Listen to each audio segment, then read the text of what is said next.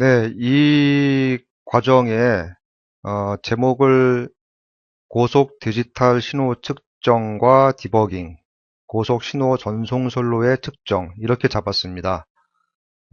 제목을 이렇게 잡은 것은 목표가 될 거예요. 결국은 저런 측정들을 잘 해내시도록 제가 어, 알고 있는 정보와 지식들을 좀 추려서 그리고 또 새로 수집을 해서 여러분들에게 정리해서 소개를 해드리는 그런 기회가 되기를 바랍니다.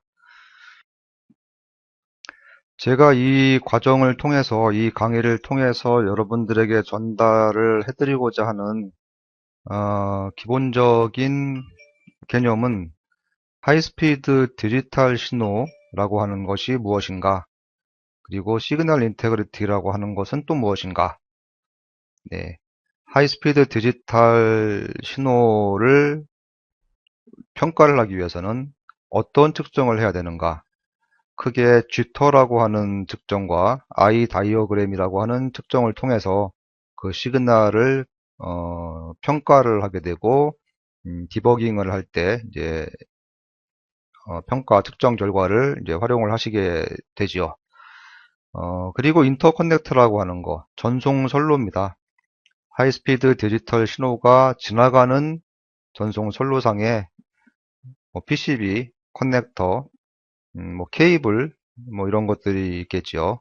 네, 그런 어떤 소자 부품들을 테스트하고 평가하는 방법, 또 어떤 영향을 하이스피드 신호에 주게 되는지, 이제 이런 부분들을 여러분들이 이해하실 수 있도록 제가 정보들을 좀 모아서 분류해서 드리는 것이 이 과정의 이 강의의 목표이고요. 그러기 위해서 시그널 인테그리티, 지터, I 다이어그램, 뭐 트랜스미션 라인, 인터커넥트, 디퍼렌셜, 임피던스, TDR, TDT, S 파라메타, 크로스토크, 뭐 대역폭, 밴드위스, 라이즈 타임, 데이터 레이트, 프로빙, 오실로스코프, 점점점, 점점점, 네, 이런 많은 개념들을 중간중간에 진행을 하면서 이렇게 설명을 드리고 이해를 하실 수 있도록 기회를 만들도록 하겠습니다. 우리가 하이스피드 디지털 신호에서 또 관심을 가져야 되는 부분이 하이스피드 시리얼이라고 하는 부분이죠. 과거에는 패러렐 버스로, 즉 우리가 A 지점에서 B 지점으로 데이터를 전송을 하기 위해서 클럭이라고 하는 게 있었고요. 데이터가 8비트라고 한다면 데이터 뭐 0부터 데이터 7까지 해서 8개의 라인을 이어서 데이터 전송을 했죠. 총 9가닥, 9개의 라인이 필요했었는데, 시리얼에서는 저것을 하나로 줄여버려서 8비트를 한 줄로 세워서 전송을 해버립니다. 이렇게 되면 가닥수가 줄죠. 일단 그래서 사이즈를 굉장히 작게 제품을 만들 수 있다는 거고, 가닥수가 적어지니까 비용도 그만큼 뭐 줄일 수가 있겠죠. 그런 장점 때문에 하이스피드 신호들은 대부분이 시리얼로 하고 있고요. 자세한 것은 또 기회가 있을 겁니다.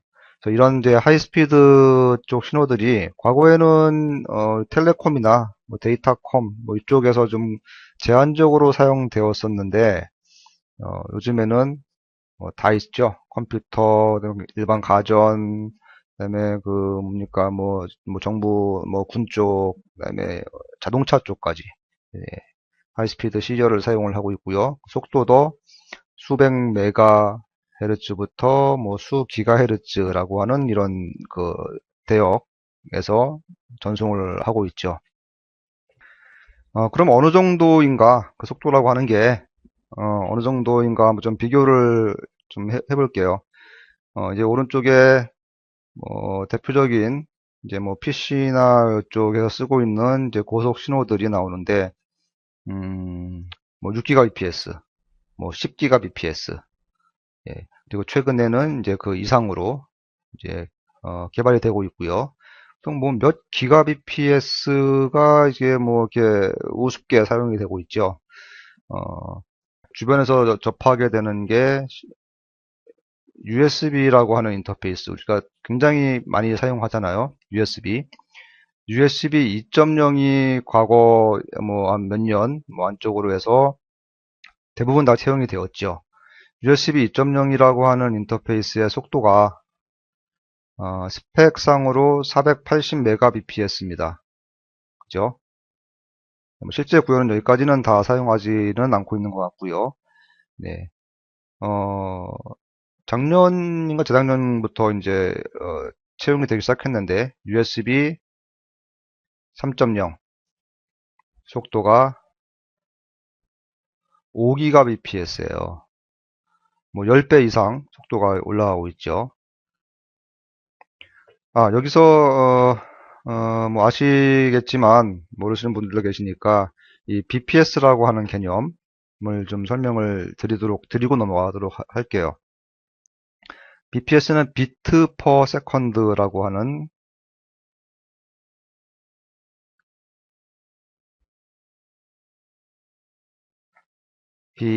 bps, 비트 퍼 세컨드의 약자고요.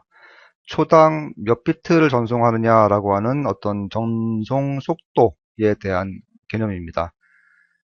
초당, 이 과정은 굉장히 기초 과정이기 때문에 제가 굉장히 기초적인 것들을 설명을 다 드립니다. 디지털 전송은 1과 0이라고 하는 이런 이제 데이터들로 전송을 하게 되죠. 101010, 뭐 여기는 뭐 000, 뭐 여기는 뭐 1, 뭐 이렇게, 그죠? 예. 한 1초당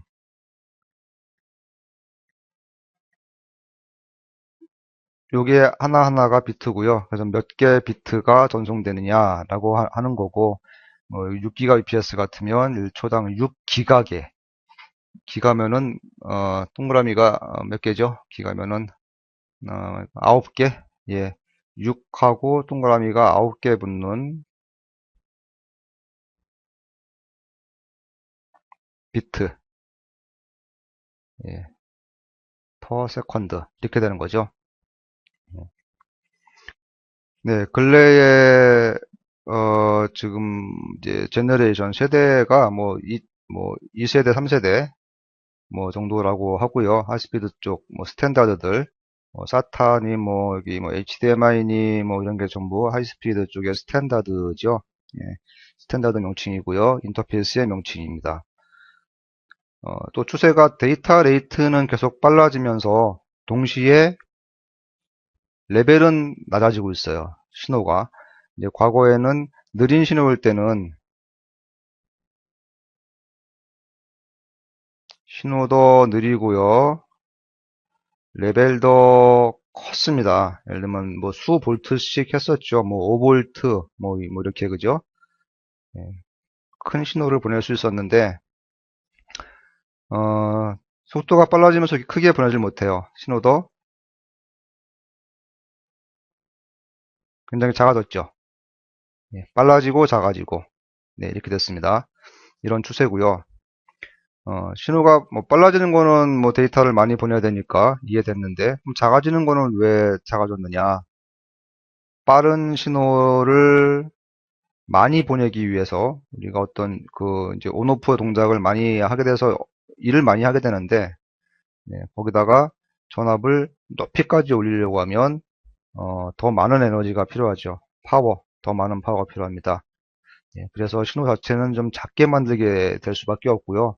그래서 레벨은 작아지고 속도는 빨라지는 문제, 예, 이런 문제가 있다 보니까 노이즈라고 하는 관점에서 한번 보면 뭐 어떤 뭐 전자 뭐 장비든 뭐 환경이든 노이즈라고 하는 게 있잖아요. 그래서 이런 큰 신호에는 노이즈가 뭐 이만큼 실려도 뭐 어떤 드레시홀드 기준점을 기준으로 해서 높으면 1, 낮으면 0을 읽는데 큰 문제가 없었죠. 근데 요 같은 크기의 노이즈가 이런 작은 신호에 실려버리면 어디가 0이고 어디가 1인지 이제 헷갈리기 시작하는 이제 지경에 이르게 되는 거죠. 네, 그래서 굉장히 노이즈도 굉장히 이제 중요하게 신호가 작아지면서 네, 대두가 됐고요. 로스입니다. 신호가 클 때는 신호가 전송되면서 감쇄가 생겨도 어느 정도 크기는 전송이 돼요. 그런데 작은 신호는 로스를 만나면 굉장히 이제 심각해지게 되는 거죠. 그래서 어떤 뭐 깨끗하고 큰 신호가 이렇게 작아지고 지저분해지는 이제 그런 부분들 뒤에 다시 나오니까 뒤에서 다시 한번 볼게요. 네, 빠른 데이터 레이트를 가지고 있는 빠른 신호는 높은 주파수 성분을 가지고 있어요. 고속 신호를 보내는 상황을 예를 들어 보겠습니다.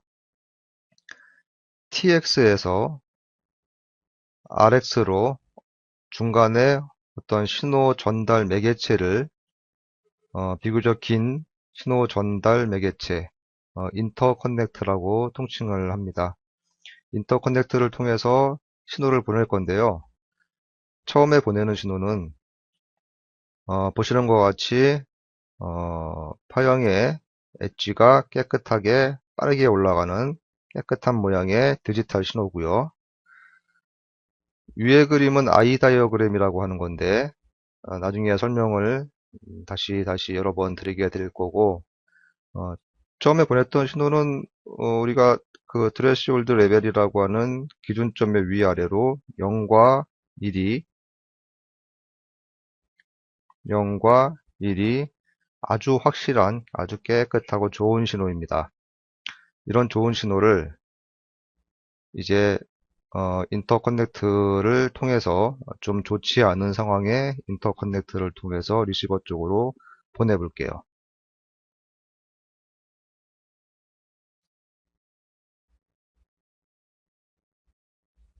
예, 신호가 많이 변했는데 어떤 부분들이 변했는지 한번 살펴보겠습니다. 우선 엣지는 빠르게 올라갔던 신호가 좀 느려졌죠. 느려지게 이제 흔히 그 뭉개진다라고 하는 표현을 사용을 하죠. 신호가 뭉개졌고 I라고 하는 관점에서 봤을 때 명확하게 I가 오픈되었다라고 표현을 하는 최초의 신호 이렇게 눈 안쪽이 크게 떠진 상태를 우리가 I가 오픈되었다고 하고 좋은 상태라고 이야기를 합니다. 반면에 수신된 신호는 어디가 1이고 어디가 0인지 지금 상당히 좀 헷갈리는 상태로 도달을 했어요. 네, 이런 경우를 I가 닫혔다, closed I라고 이야기를 합니다. 1과 0이 굉장히 불명확해진 데이터가 깨진 상태가 되겠습니다. 그래서 크게 두 가지로 볼 수가 있어요. 시간상으로의 신호의 무너짐은 즉 언제 올라가고 언제 내려가는지가 불명확해진 상태, 그리고 높이가 작아졌죠. 높이가 작아진 주 원인은 무너지면서 작아진 이제 원인이 되겠죠. 네, 그럼 신호 전송을 잘 한다라고 하는 의미에서 시그널 인테그리티라고 하는 거는 그럼 뭔가 뭐 인테그리티를 사전적인 의미로 보면 완벽하다 이런 의미죠. 무슨 뭐 흠집이 없다 뭐 그런 겁니다. 시그널이 깨끗하고 0에서 1로 올라가는 트랜지션이 빠르게 느리게 올라가는 것이 아니고 빠르게 올라가는 신호, 뭐 이런 게 좋은 신호라고 우리가 디지털 쪽에서는 볼 수가 있고요. 그다음에 신호가 안정적이어야 되죠. 0은 0 위치에서 안정적이고 하이는 하이 위치에서 안정적이고, 그래서 0과 하이가 뚜렷해야 되고요. 그리고 자기가 올라가야 될 시간에 정확하게 올라가주고 내려와야 될 시간에 정확하게 내려와 줘야 됩니다. 내려와야 될 시간에 못 내려오고 뭐 뒤에 내려온다거나 뭐 더 빨리 내려온다거나 뭐 이러면 안 되겠죠. 예, 그리고 올라갈 때 내려올 때 깨끗하게 한 번에 이렇게 올라오고 내려가야 되는 뭐 이런 모양. 결과적으로는 디지털 신호가 네모에 가깝게 사각형에 가깝게 갈수록 시그널 인테그리티가 뭐 좋다, 뭐 이렇게 얘기를 할 수가 있겠죠. 디지털 그러니까 보드나 시스템을 만들고 평가를 할 때는 이런 여러 가지의 그 개념들 혹은 고려돼야 될 사항들이 다 중요해지는 겁니다. 뭐 클럭을 이렇게 라우팅을 해서 잘 설계를 해야 되고요. 그다음에 신호가 가는 경로라든지 뭐 스톱이라고 하는 거, 신호가 가다가 이렇게 좀 이렇게 삐져나가는 거, 뭐 저기 PCB상에 뭐 이런 거, 그다음에 노이즈가 적절해야 될 것이고, 뭐 임피던스라고 하는 거, 뭐 로딩이라고 하는 거, 뭐 이런 게 뭐 적정해야 되고, 그다음에 뭐 트랜스미션 라인 이펙트, 뭐 전송 선로에 뭐 어떤 영향이 어떤 뭐 효과가 있는지 뭐 이런 거, 그다음에 뭐 리턴 커런트라고 하는 거, 뭐 터미네이션, 뭐 디커플링, 뭐 파워 디스트리뷰션, 네, 이런 이제 모든 디자인의 고려 사항들이 전부 종합적으로 고려가 돼야 이런 완벽한 우리가 하나의 그 디지털 시스템을 설계를 할 수 있다는 거죠. 결국은 디지털에서의 문제점은 신호의 인테그리티가 시그널 인테그리티가 안 좋고 신호 품질이 안 좋아서 생기는 문제는 결국은 타이밍 문제죠. 클럭이 있고 데이터가 있을 때 디지털의 생명은 1과 0입니다. 클럭에 동기가 돼서 클럭에 예를 들면 라이징 엣지에서 데이터를 읽었을 때 1일 것이냐 0일 것이냐 라고 하는 게 전부 다죠. 네, 디지털은 이겁니다. 그러기 위해서 셋업 홀드라고 하는 거 타임, 셋업 타임, 홀드 타임이라고 하는 개념이 있는 거고,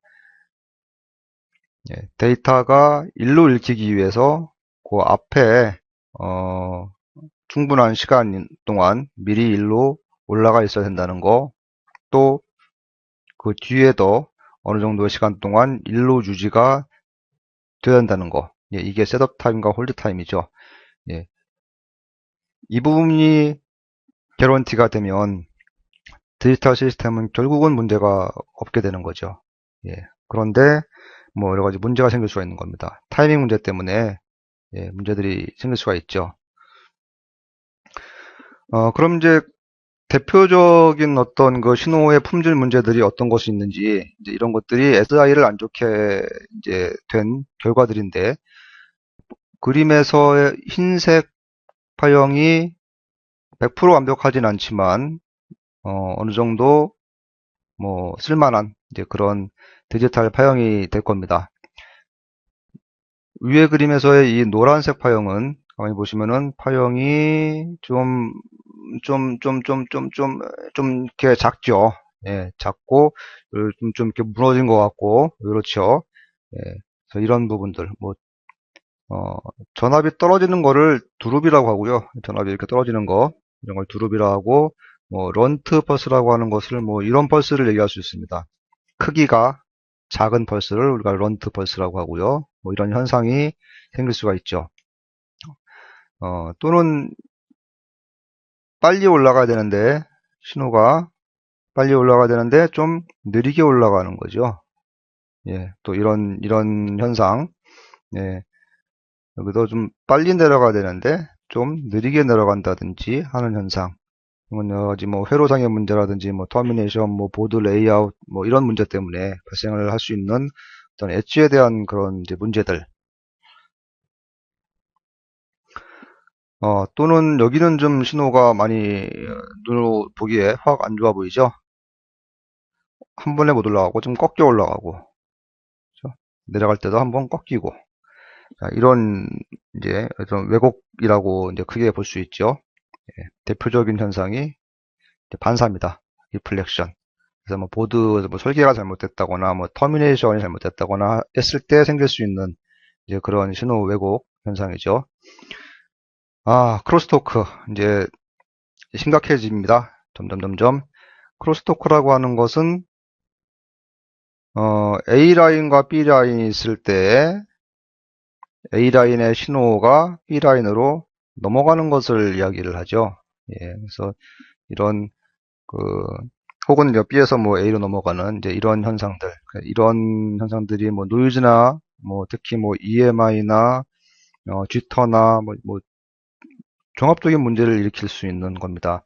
디바이스가 작아지고 우리가 설계해야 되는 보드가 뭐 신호 라인들이 뭐 계속 멀리 충분히 떨어지지 못하고 붙을 수밖에 없고 하면서 필연적으로 계속 이제 대두가 되고 크로스토크 문제는 앞으로도 계속돼서 더 증가를 할 겁니다. 네, 다음에 그라운드 바운스라고 하는 일종의 노이즈죠. 예, 주로 이제 파워 쪽 회로에 그라운드로 사용하는 뭐 PCB나 뭐 와이어 이런 쪽에 A와 B 지점에서의 저항 때문에 발생을 하는 어떤 뭐 전압차가 있겠죠. 예, 이런 차이 때문에 커런트가 쪽에서 많이 이렇게 흐르게 되고 그런 커런트로 인한 노이즈가 신호에 실리고 이제 하는 현상입니다. 네, 쥐터 앞으로 좀 중점적으로 좀 할 분야 중에 하나인데, 네, 결국 쥐터라고 하는 것은 올라가야 될 때 올라가지 못하고 빨리 올라간다거나 느리게 올라간다거나 하는 이런 신호의 시간상으로의 흔들림 때문에 1과 0이 명확해지지 않는 이제 이런 시간상의 흔들림을 쥐터라고 하고, 네, 이런 뭐 원인으로는 뭐 노이즈 문제, 뭐 크로스토크 문제, 그다음에 뭐 어떤 뭐 IC 자체 어떤 뭐 타이밍의 뭐 불안정 문제, 뭐 이런 게 있겠죠. 예, 그리고 I 다이어그램입니다. I 다이어그램은 참 굉장히 훌륭한 이런 방법인 것 같아요. 신호를 측정하는. 그래서 I 다이어그램이라고 하는 것을 보면 신호의 지터와 노이즈를 그리고 셋업 타임, 셋업 타임, 뭐 홀드 타임 앞에서 설명했던 이런 정보들이 한 번에 다 보이는 거죠. 그래서 종합적으로 디지털 신호의 품질을 테스트를 하는 제 방법입니다. 자세한 것은 나중에 또 아이 다이어그램은 따로 시간을 다루도록 하겠습니다. 그래서 이러한 이제 문제들을 일으키는 디지털 고속 신호의 전송의 문제를 일으키는 여러 가지 뭐 요인들을 그냥 쭉 훑어서 한번 이렇게 봤습니다만은 그 중에 가장 중요한 부분 중에 하나가 한 부분이 바로 인터커넥트라고 하는 거죠. 신호가 전송되는 그 길, 즉 PCB나 커넥터나 케이블들, A라고 하는 지점에서 B라고 하는 지점으로 신호를 우리가 전송을 할 때, 트랜스미터 리시버 전송을 할 때 중간에 지나게 되는 PCB, 커넥터, 뭐 케이블, 뭐 등등등등. 예, 이 경로가 짧을 수도 있고, 뭐 길 수도 있고, 여러 가지가 뭐 복합적으로 되어 있을 수도 있고 하죠. 그래서 그런 경로상의 문제, 자, 이런 경로들을 인터커넥트라고 하고, 그런 경로를 우리가 분석하기 위해서는 뭐 임피던스, 뭐 로스, 리플렉션, 뭐 S 파라메타, 뭐 TDR, 크로스토크, 뭐 모드 컨버전, 뭐 이런 개념들, 이런 특정들을 이제 해서 경로의 품질을 평가를 하고, 예, 문제가 어느 부분에 있는지, 어느 부분을 개선을 해야 신호가 좋아질 것인지, 예, 이렇게 평가를 하게 됩니다. 그래서 앞에서부터 여기까지 쭉 왔던 이런 기본 개념들, 이런 개념들을 앞으로 하나하나씩 우리가 개념적으로 이해를 하고 실무에 적용할 수 있도록 그런 배경 지식을 잘 쌓는데 앞으로의 강의를 진행을 하도록 하겠습니다.